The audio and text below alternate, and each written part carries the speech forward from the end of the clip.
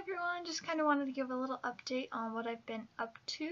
I went back to university to finish out my bachelor's degree, and so I haven't had a lot of time to be able to make videos. I still do plan on finishing out the Five Nights at Freddy's series. I still have Night 4 and Night 5 to do, and then if I decide to do it, I might do the 2020 mode. Looks hard though. But that's okay, you always need a challenge. I'm hoping, because I did a Slytherin makeup tutorial, I'm also hoping to be able to film a couple more, well, 3 more obviously, that will do the Hufflepuff, Ravenclaw, and Gryffindor houses as well. And then who knows, maybe I'll even try and do something Ilvermorny themed with the American houses. I may also do some other makeup tutorials, just like a little simple stuff. I've been learning a little bit of stuff. Obviously I'm not wearing anything today because I was really lazy. It's college. Who cares how you look? I went to the grocery store today and I got a couple of new makeup stuff, which I kind of wanted to do a little bit of a showing what I'm going to be trying, so that way if you want to have a review of some of the products, you can leave me a comment down below, and then once I try them out for a little while, I can give you a review on how good I think they are. I'm always looking for a good way to apply foundation, and so when I was at the store, I'd never buy anything that's not a drugstore because it's too expensive. So even drugstore is pretty expensive. I mean, it's like $10 just for a bottle of foundation. I'm like, you've got to be kidding me. It's expensive to do makeup, guys. And so I found this product that's called Believe. I don't know how you can see that. And they're these little foundation sponges. And it's a 3-pack. They had a big giant oval one that I was originally going to buy, which was a little bit more money. And then I was like, ooh, little ones. Because when I'm getting into these areas, I really like little ones a lot better. And I don't have an official blending brush because every time I like the blending things that look like eggs, they use blending sponges, whatever they are. I don't own one because like every time I go to buy one, I'm like, man, that's really expensive, I'm not buying that. And then from Believe as well, I got this little set that's a facial cleanser with the facial cleansing brush.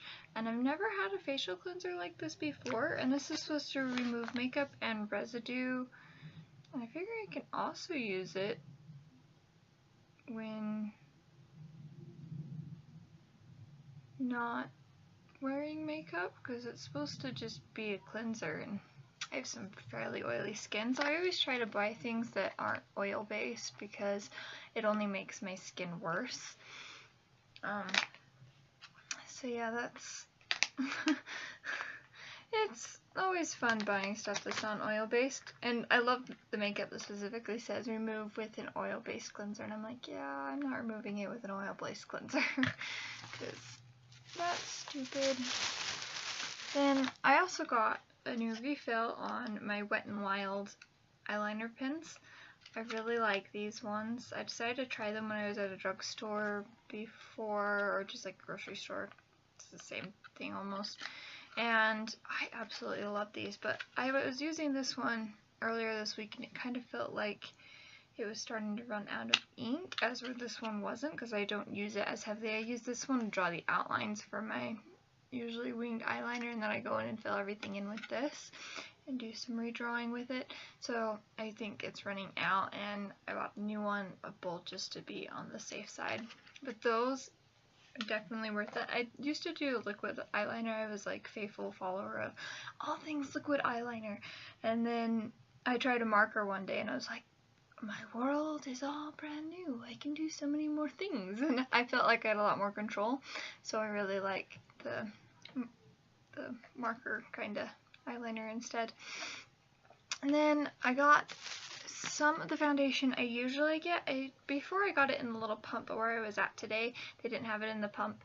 And so I was like, well, I need it because I ran out of foundation while I was on vacation. Like, I was on vacation with my family, and we were going to a play, and I wanted to do full makeup and everything, and I ran out of, I was like sitting there trying to pump foundation out, and I'm like, I'm running out. Oh no, what am I going to do? Because I only had like the bottom half of my face done. And so I quickly unscrewed the entire thing. It was kind of shaking it off of the little pump wand. So I needed more of that, but they didn't have it in the pump, so I just bought it in the bottle, and I'll just pour it out. It always works.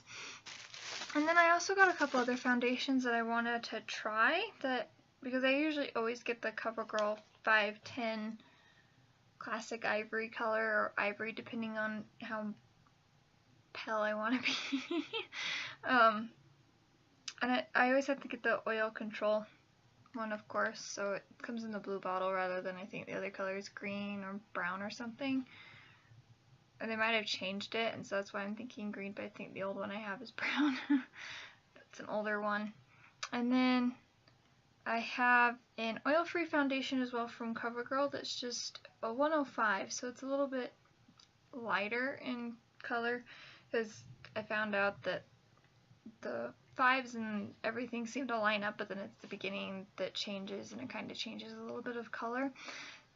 So this one will probably be a little bit paler, but it does seem to be a bit darker. It's supposed to be oil-free foundation, Ready Set Gorgeous, and I thought it would be interesting to try. Always gotta mess around, find what you like. And then I saw this from Maybelline, and it was a little bit more, I think. But I really like the bottle. I was like, this is a really cute bottle. It comes in a nice little square, and that lid is now on backwards. It comes in a little square, and it's the 110 porcelain color, so the 10 range is about the same on that, I'm hoping. I usually get porcelain, classic ivory, whatever the lightest shades are, because I have really white skin. I am so white. You have no idea.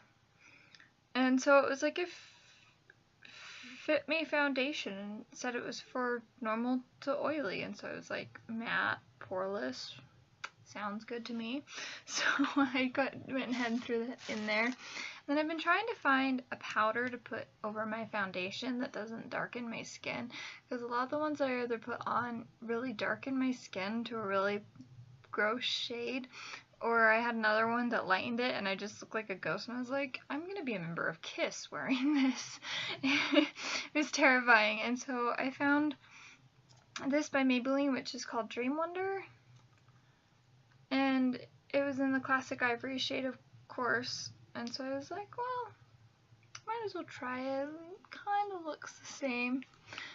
As close as I can get is preferable. And then I bought some more concealer from the same Fit Me from Maybelline, so it's supposed to be from the same set in the sand color, because I've always done concealer that's lighter than your skin tone, and I've been told that's how you're actually supposed to do it, but I figured, why not try concealer at a darker skin tone and see what it does? You never know.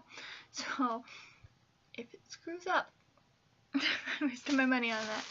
And I bought my first ever pair of fake eyelashes. I don't know whether you can reuse them.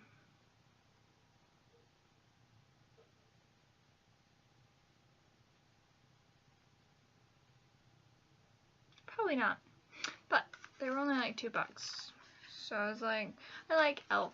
They're my favorite people. And I've been meaning to order some, but I just never had the money. And then I saw them at the store, and it's like, well, might as well just go for it. Try some fake eyelashes. I've never done them before because I have rather voluminous eyelashes without it, especially when I'm wearing mascara, because the tips are blonde, and so they go out to about right there.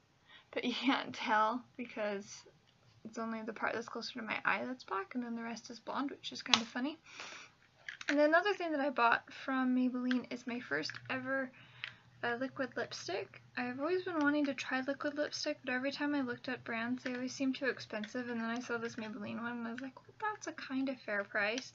And I did open this earlier to take a look at it, because I wanted to see what color it is. It was in the red shade, but it was some sort of wine name. I suddenly can't remember now. And every time I buy like the really dark shades of red, because I think it's going to be the bright shade, because I look at the brighter shades and they all look orange and pink, and it always says it's supposed to be a red, and I'm like, no, this is the right color. And then you go too dark and it always ends up looking brown, which this one kind of looks brownish, but I was like, maybe it'll look more like the tag. I don't know. So I was hoping for that. I mean, it doesn't look half bad, but still looks very brown to me. And then I was like so confused by this end because I didn't realize that it had like a gloss that was supposed to go over it after you put it on. That was cool.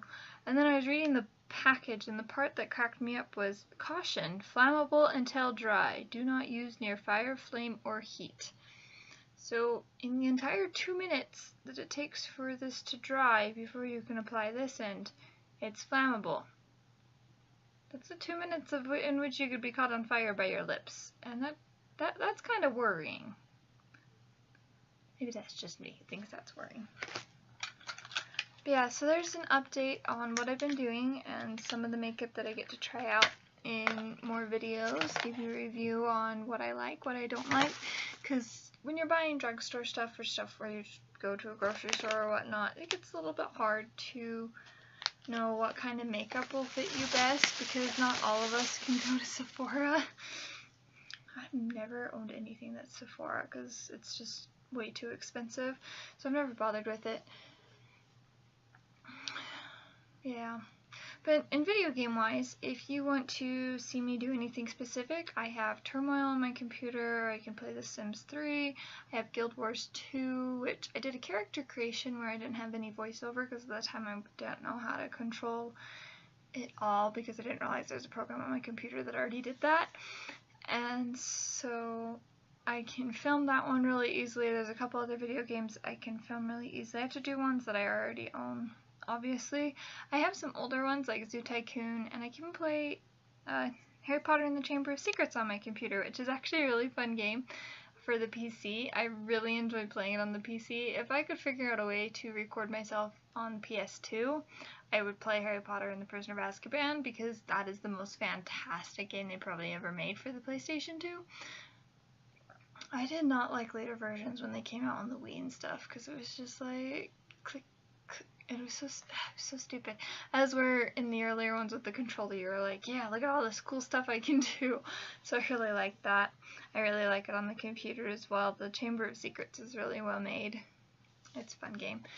But yeah, let me know what you would like, if you have any suggestions or whatnot. Well, thank you all.